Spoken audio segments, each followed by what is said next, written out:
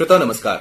आकाशवाणी वाराणसी से मैं चंदन सिंह। श्रोताओं, हमारे देश में संविधान द्वारा महिला सशक्तिकरण के लिए कई उपाय किए गए हैं। उनके अधिकार तथा अधिकारों के संरक्षण तथा रक्षण के लिए कई कानून बनाए गए हैं और उन्हीं कानूनों में कई प्रावधान भी किए गए हैं। ऐसा ही एक प्रावधान है स्त्रीधन। तो क्या है स्त्रीधन और क्या कुछ है इसमें, इसके बारे में विस्तार से जानकारी दे रहे हैं एडवोकेट मिथिलेश कुमार कुशवाहा। सर, हमारे स्टूडियो में स्वागत है। धन्यवाद। सर, मेरा सवाल आपसे ये है कि स्त्रीधन क्या है? सर देखिए, स्त्रीधन ऐसी चल या अचल संपत्ति जिस पर केवल स्त्री का ही अधिकार होता है, जो अविवाहित अथवा विवाहित महिला अपने जीवन काल में अपने मायके या ससुराल से प्राप्त करती है। स्त्री के माता पिता, भाई बहन, दादा दादी, चाचा चाची से उपहार में धन, गहना, अचल संपत्ति प्राप्त करती है, वह स्त्री धन ही होता है, जिस पर अन्य किसी का अधिकार नहीं होता है। वह अपनी मर्जी से किसी के ऊपर या स्वयं पर अथवा परिवार में खर्च कर सकती है। इसमें पति, सास, ससुर अथवा किसी अन्य का कोई हक नहीं होता है। शादी से पहले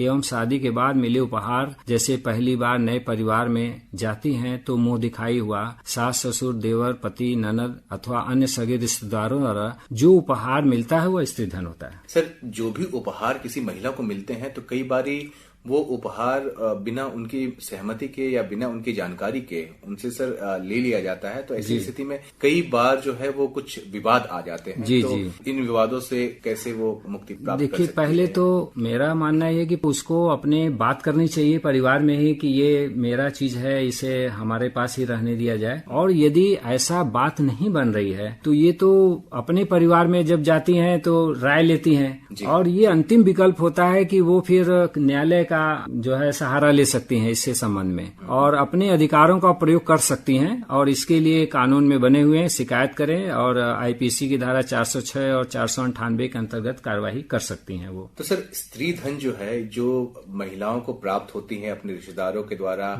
और जो भी समाज में मित्रगण हैं उनके द्वारा, जी, तो इसके संरक्षण के कुछ उपाय हैं? जी हाँ, बिल्कुल संरक्षण के उपाय हैं। यदि स्त्री धन को आप यदि कैलकुलेट कर लें तो कैलकुलेट करने के बाद आपको ऐसा लगता है जो चल संपत्ति है उसकी कैश में है, उसको आप पोस्ट ऑफिस, बैंक में जमा करके ब्याज से आप उसकी वृद्धि कर सकते हैं और MIS स्कीम में, PPF योजना में निवेश कर सकते हैं और अर्जित ब्याज से अपने बच्चों के लिए उपहार के साथ उसकी शिक्षा तथा विवाह इत्यादि पर धन जुटा सकते हैं।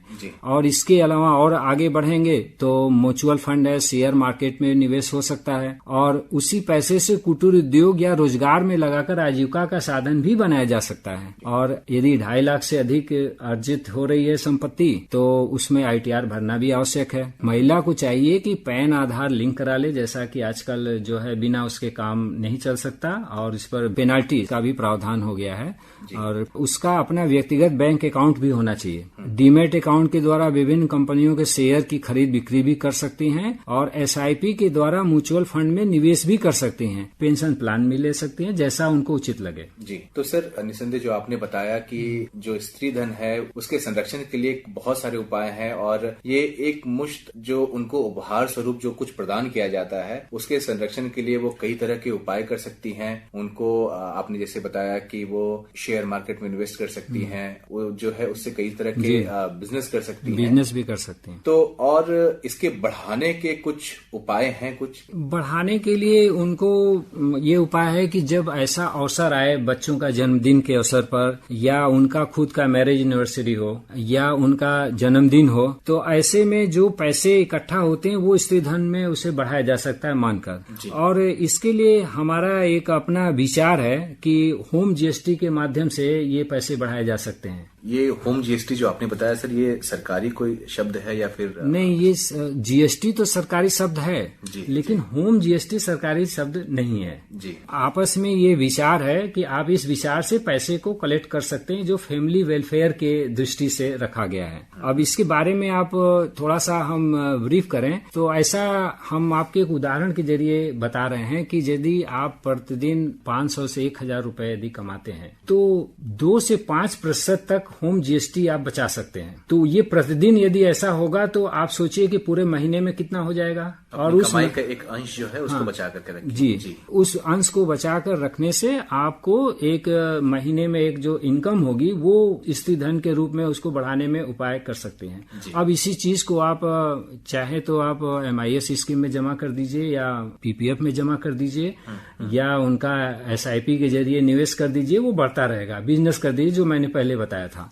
और ये इसका तरीका ये है कि इसमें भी 3 तरह के फंड है। तो जैसे कि कंस्ट्रक्शन फंड है, आप उसी पैसे को कुछ पैसे कंस्ट्रक्शन में लगा दीजिए। हर व्यक्ति को अपना मकान बनवाने की जरूरत पड़ती है तो उसमें ज्यादा पैसे की जरूरत पड़ती है, या उनको मरम्मत कराना है तब उनकी जरूरत पड़ती है, तो वो एक पैसा एक सहारे का काम करेगा। अच्छा, दूसरा इसके बाद है कि फैमिली वेलफेयर फंड, जैसे कभी बच्चों को पढ़ाई लिखाई के लिए या गिफ्ट देना है या रिश्तेदारी में कोई शादी विवाह का जरूरत पड़ गया तो उस पैसे से वो दे सकती हैं।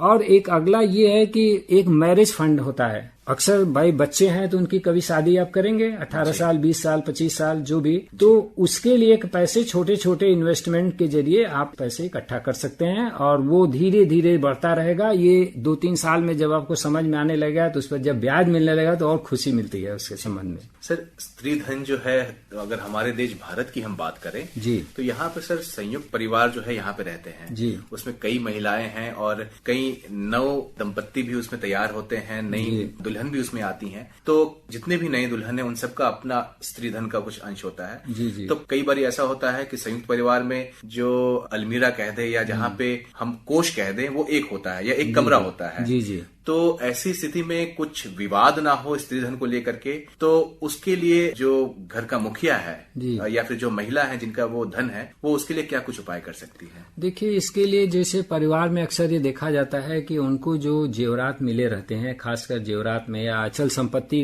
तो डॉक्यूमेंट्स के रूप में रहती है जी। तो कभी कभी उनके सास ससुर की अभिरक्षा में होते हैं। अभिरक्षा में रहते हुए भी ये माना जाएगा कि ये स्त्री धन उसी का है, और उसके बाद यदि उनको खुद दे दिया जाता है तो वो अपने पास पूरी सूची बना ले ज्वेलरी की और उस पर लिख कर कि ये कब का, कहाँ का, कैसे है, ये लिख कर पोटली बांधकर अलमारी में या कहीं जहां उनको सुरक्षित जगह लगे उसको रख देना चाहिए। आप लाकर में भी इसको रख सकते हैं। तो ऐसी परिस्थिति में ये मालूम होना चाहिए कि कभी आवश्यकता पड़ने पर ये बताया जा सके कि ये मेरा है या इस अवसर पर मुझे मिला हुआ था, या विवाद की स्थिति न हो। हिंदू अनडिवाइडेड फैमिली में ऐसा हो सकता है जैसा कि आपने अभी कहा, तो ये बिल्कुल डिसाइड हो सकता है इस पर। तो सर, स्त्री धन से परिवार की खुशहाली पर क्या प्रभाव पड़ता है? देखिए, परिवार की खुशहाली पर यह प्रभाव पड़ता है कि स्त्री यदि उस धन से और अपने पति के लिए कोई सामान खरीद के लाती है, जैसे कभी आप ऐसा सुने होंगे कि ए जी सुनिए, आज आपके लिए हम एक शर्ट लाए हैं, तो कितनी खुशी होती है। बच्चों को अचानक कोई उपहार दे दिया जाए तो कितना खुश होते हैं।